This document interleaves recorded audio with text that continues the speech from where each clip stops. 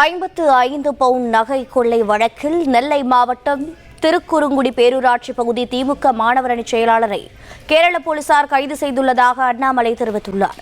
இதுபற்றிய கூடுதல் விவரங்களை வழங்குகிறார் செய்தியாளர் ராஜகுமரன். வணக்கம். மேலும் தகவல்களை பதிவு செய்யலாம்.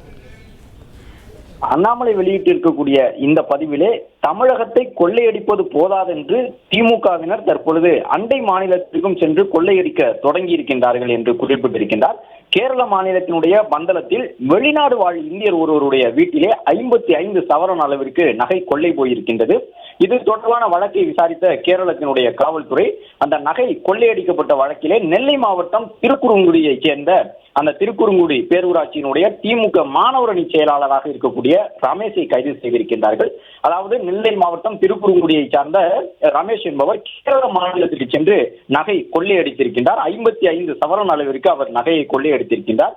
திமுகவினுடைய மாவட்ட செயலாளராக இருக்கக்கூடிய கிரகம் பெல்லினுடைய உதவியாளராகவும் இந்த திமுக மாணவரணி பேரூராட்சி செயலாளர் செயல்பட்டு வந்திருக்கின்றார் என்று ரமேஷ் தொடர்பாக அண்ணாமலை பதிவிட்டிருக்கின்றார்.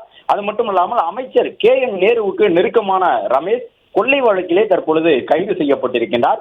இதுவரை தமிழகத்தில் கொள்ளையடித்தார்கள், இப்பொழுது தமிழகத்தில் கொள்ளையடிப்பது போதாதென்று அருகில் இருக்கக்கூடிய கேரளா உள்ளிட்ட மாநிலங்களுக்கும் சென்று திமுகவினர் இதுபோன்று நகை கொள்ளையிலே ஈடுபட்டிருக்கின்றார்கள் என்று குறிப்பிட்டிருக்கக்கூடிய அண்ணாமலை ரமேஷ் உள்ளிட்ட திமுகவினர் திராவிட மாடலை இன்னும் எத்தனை மாநிலத்தில் நிலைநாட்டி உள்ளார்களோ என்று கேள்வி எழுப்பியிருக்கின்றார்.